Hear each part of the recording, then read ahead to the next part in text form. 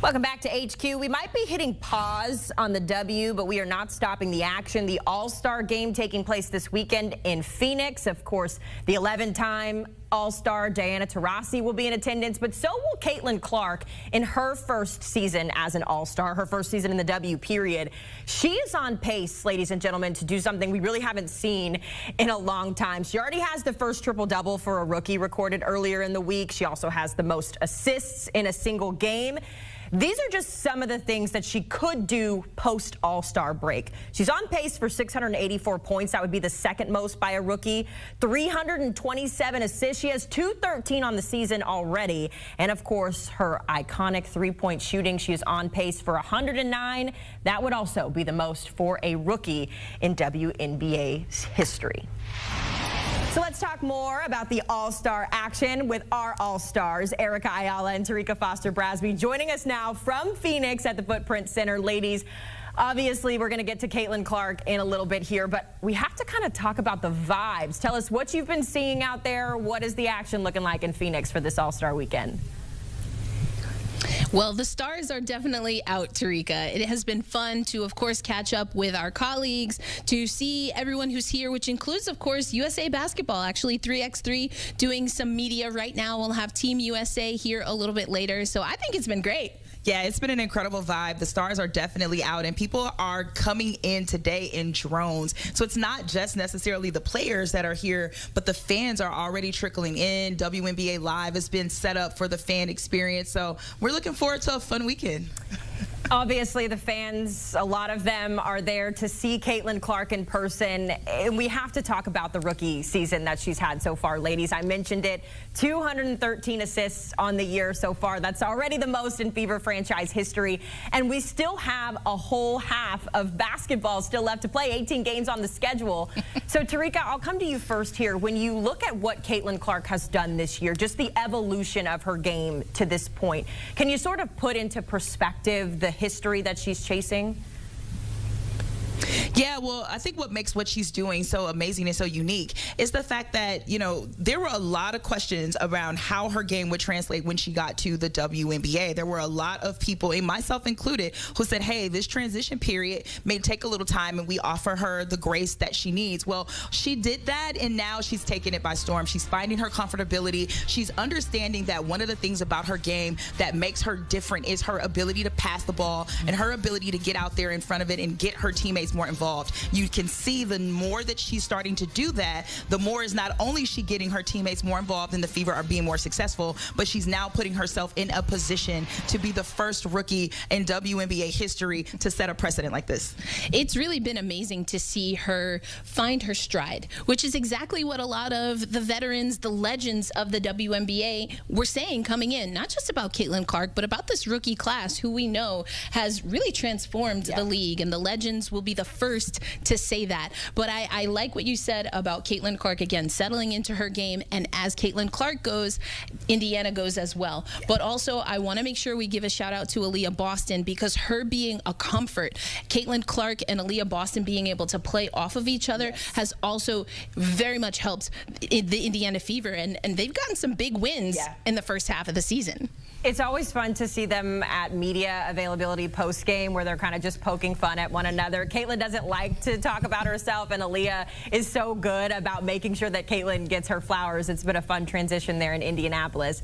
Now, I know a lot of fans were looking forward to seeing both Caitlin Clark and Sabrina Ionescu go head-to-head in the three-point contest. It's something we've been waiting for since Caitlin got to college, but as we know, those two have opted out of the three-point contest. Erica, I would just love to know maybe the fan reaction that you're seeing in Phoenix, or maybe even on social media, to not getting to see these two stars go head-to-head.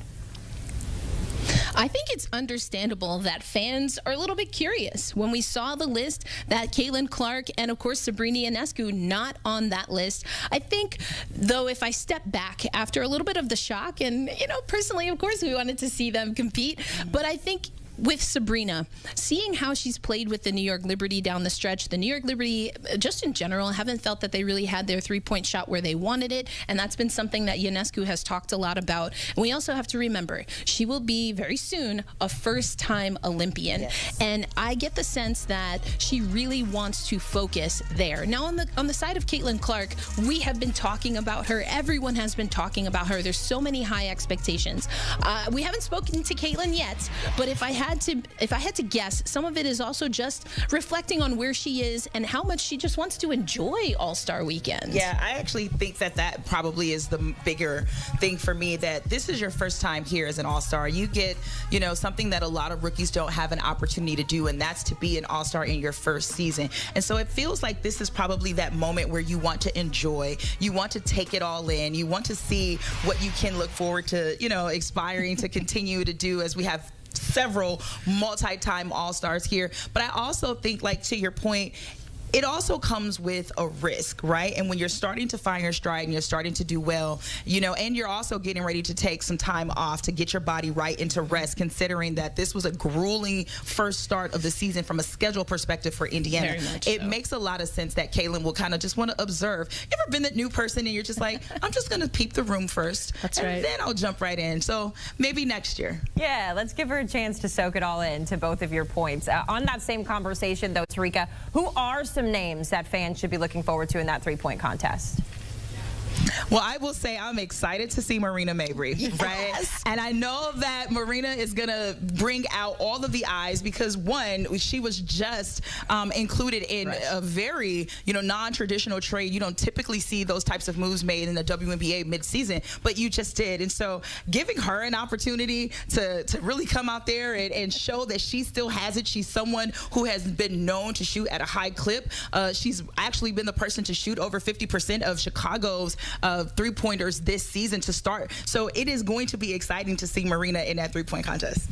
Indeed. I think Marina is great. I also think it's fun that Jonquel Jones is returning to the three-point contest. Was in the three-point contest in the year that she won MVP. So I think that's going to be exciting. And we know that the bigs in the league for a while have been talking about, like, they could shoot from the perimeter too. And as we start to see that open up even in regular season play, I think this is just going to be a lot of fun. I think it's going to be fun to see Jonquel Jones shoot threes because, to your point, with the big players there on the court, we're not expecting them to shoot threes, but she shoots nearly 40% from three-point land. So she's definitely going to be exciting. Of course, Sabrina won last year's contest, breaking both the W and the NBA records for most with 37 points, so we will miss her. But we will see both Sabrina and Caitlin suit up in that All-Star game. They're taking on Team USA. Kind of set the scene for us, Tarika, in this one. You got Cheryl versus Cheryl from a coaching standpoint. What can we expect in this matchup? Well, one thing I know is that Team WNBA actually takes this game seriously because this is not just a fun expedition opportunity, but it's also an opportunity for this team to really prep Team USA to chase after their 9th gold medal. It is going to be incredibly important for them to make sure that they give them the true test. I mean, the WNBA is billed as the best women's basketball league in the world, and so now this is an opportunity for those players to be involved in making sure that Team USA is ready and prepared to take on the world as they enter the Olympics in a few days. To your point, Tarika, I was at an event and Candace Parker was actually talking about that and what she was expecting, and that this is a preparation for Team USA, and the fact that a lot of people feel that USA basketball could field 3 teams and win gold, silver, and bronze in an Olympic tournament, and that is because of the talent in the WNBA. We know that these are players that want to have Team USA meet success before and have that challenge to be able to meet success when they're in the Olympics, but there's also some pride. We have seen this format before, and Arike Ogunbowale actually won MVP when Team USA faced Team WNBA in 2021. Yeah, I would add to that too, Haley, just the fact that there are some rivalries within the mix of Team USA and Team WNBA. You have Alyssa Thomas that's going to be facing off against her fiance, Delana Bonner. You've got teammates, Kayla McBride, that's going to be facing off against Nafisa Collier. So if for nothing else, bragging rights is absolutely on the line. Could you imagine the car ride home if you're there with your fiance and you're just talking mess about how much you beat them in the game. Right. That's something that I would sign up for. By the way, Team USA is favored in this one, but just by 5.5, so it could go either way. We remember when Team W won the contest, to your point, Erica, back in 2021 behind Agumbawale's 26 points. So we are excited for that one this Saturday. As both of you mentioned, though, it is, of course, the final Team USA tune-up before they hit the road to Paris. We know how dominating the red, white, and blue has been at the Olympics, guys. A 55-game win streak, 7 straight gold medal outings. So winning is clearly the standard for this team, Erica. What will it take for this year's squad to maintain that standard in Paris? And it starts this weekend. We talked about how much this is going to be a prepping ground. Unlike other federations that will have their Olympians, including some WNBA players, take the months leading up to the games to build that chemistry. Yep.